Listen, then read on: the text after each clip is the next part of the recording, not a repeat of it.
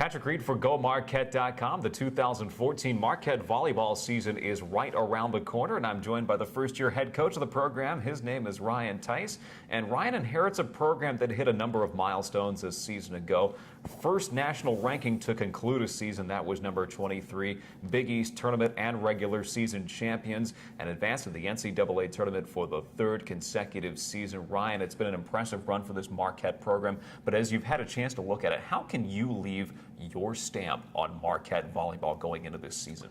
Well, I think if we can build a program where we're consistently in and around the top 25 nationally, I think that's something we'd be very proud of. The ability to compete for a national championship is something we obviously strive for, competing for Big East championships.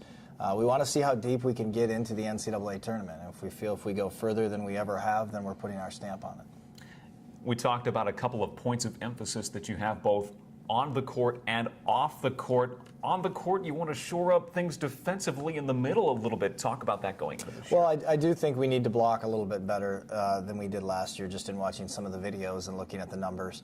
I'd like to get us up around near 3 a game. 3 is usually pretty high level in terms of national, top 10 in blocking, those types of things.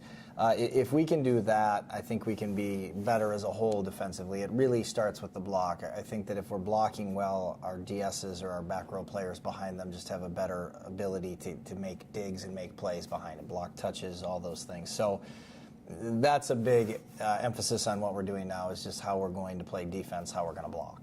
And we'll get into some of the specifics of the on-court. One thing you mentioned to me off the court, and I want to repeat this word for word, is you want to give recruits and you want to give incoming players and the players that are here, you say, the ultimate undergrad experience. Ryan, what do you mean by that? Well, I think Marquette is a phenomenal place. I mean, the city of Milwaukee, the campus, everything. And we want to have the ultimate successful experience. We want to compete for championships on the court. That's number one. We want to be great in the classroom. Number two, I should probably flip those. And then we want to have the ultimate experience, one, giving back to the community, but also having fun as a family environment. And I think we can provide that through volleyball. I think I've been to 40 of the 50 states, probably 30 of them because of the sport of volleyball. I want our players to have a lot of those experiences. I've been on an international tour because of volleyball. I want our team to have that experience. We can provide a phenomenal 4 years so that when they leave Marquette and anyone says, what did you think of your experience? I loved it. I want to go. I wish I had more time there. I want to go back. I loved every minute of it. And so we want them to walk away feeling they had the ultimate experience. And there's no question that you want to put priorities first. That's the classroom, that's on the court, but there are a lot of other elements to college for a lot of students, and you want to make that part of this program also. Absolutely. And in the city of Milwaukee, it's such a neat environment to do that, whether it's laser tag and Brewers games, Bucks games, there's just so much for our student athletes to do outside of campus and in our community. We want to encourage it. We want, however much the NCAA allows it, we can only do so much in terms of team entertainment is basically how they deem it. But whatever they're going to allow, we want to provide. Now, Ryan, let's get to some of the on-court specifics. Again, we mentioned the success of Marquette last year, and as you look at what is returning to this Marquette team, one of the really strong spots is the outside hitter spot with Autumn Bailey and Nayla Barber. What have they done in the offseason to progress and continue to get better? Well, Nayla's expanded her game significantly in terms of 6 rotations. She played back row all spring as well as front row, attacking a lot out of the back row. She played some terrific defense, particularly against Wisconsin in one of our spring events here. It was the best I had seen her play in middle back. So she's really expanded her game, and we've worked with her on tempo speeds, slow to fast attacking. And then Autumn, similar in that we're asking her to play as much of a role as she can, which she can score a lot of points. So we're trying to maximize her point potential without giving them away. So what we talked in Autumn about is your points scored versus your points given, and by points given we mean errors. So did you get 5 kills? Did you make 5 errors? Well, you're a wash. But if you're 5-1. That's something that's really going to help us as a team win. So somebody's got to score the points, and you just can't give away too many. So I think we're trying to make her aware of playing a role where she's once in a while doesn't give a point away. Sure, and for you as an offensive-minded coach in your past, to have those weapons, and you throw a Megan Neiman in there as well, a lot of options for this Marquette team. Absolutely. We feel we can score. And Gosh over there had a terrific spring and actually came into her own health-wise. We feel we can score out of 5 positions, and depending on how much our setter is attacking, maybe 6. But that's useful. I mean, to have each pin be able to score with middles being able to run around and get points, it's a lot to handle for opposing defenses. Those are 4 formidable offensive players there. Ryan, a position on the court that this Marquette team has not had to see a competition for recently has been the setter spot. Elizabeth Koberstein's held that down, and now this year there's going to be a change at the guard at that position. Tell us about that. There will be. It'll be competitive between Mary and Gabby. They'll compete, and we'll see how it shakes loose. I don't know that in the first week or two there's going to be a clear-cut favorite. It might be a situation where we go one way opening weekend and we see how that plays out. I've had that happen before with 2 setters battling out, and then the next weekend, in the middle of that weekend, it shifts and stays. You don't want to be flipping setters out often. You want people to develop a rhythm. So we'll just see how the preseason competition goes. And really one of the big things we look at is how our top point scorers, how they hit off each setter. So if the 3 top point scorers all hit better off one specific setter, there's a pretty good chance that setter needs to be on the floor. Another spot on the floor where you do return some talent but also get an infusion is on the back row defensively. Tell us about that.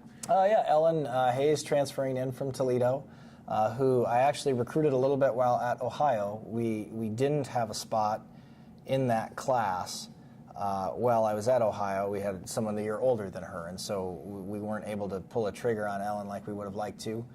She went on to Toledo, and I got to watch her play against us, and she took in some Freshman of the Year votes in the MAC.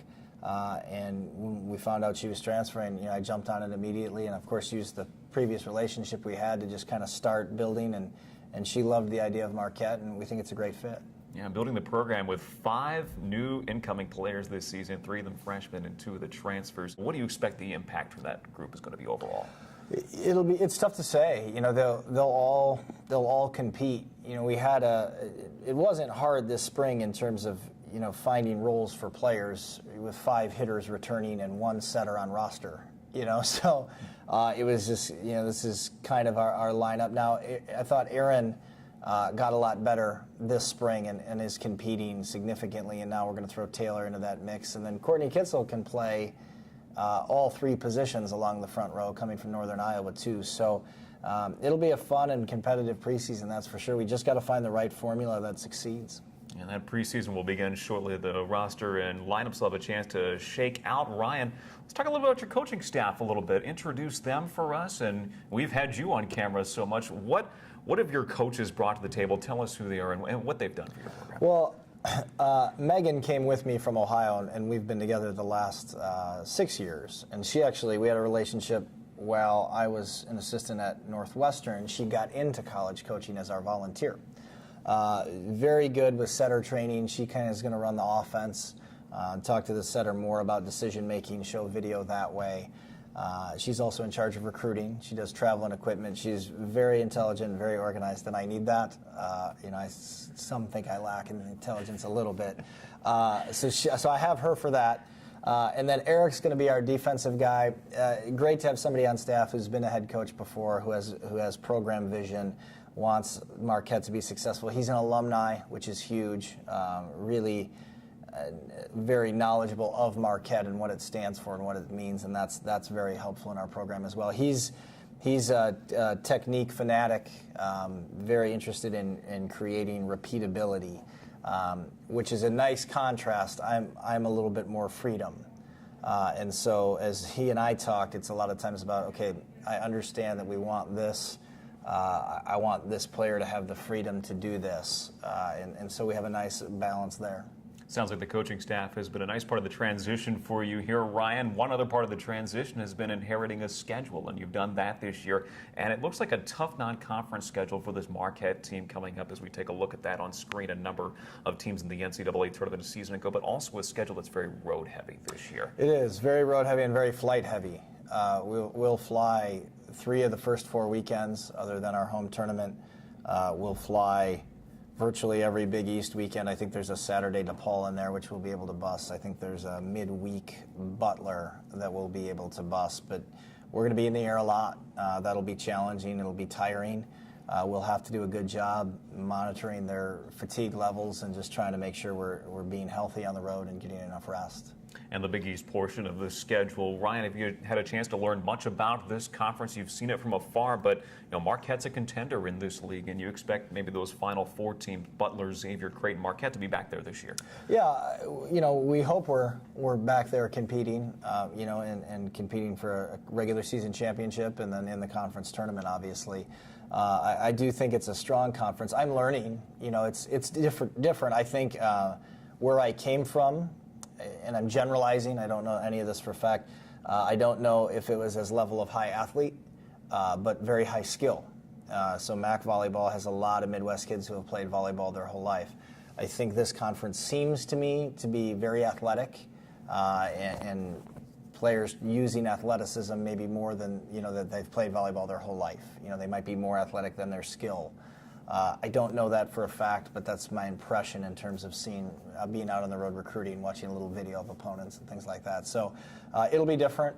So we'll try and combine the right level of athleticism with skill and compete for a championship. A lot of factors here at Marquette University as the Golden Eagles seek out another NCAA tournament appearance and seek to continue the success that they've built in recent seasons. Ryan Theis, thank you so much, and best of luck to you this season. Thank you. Thanks for having me.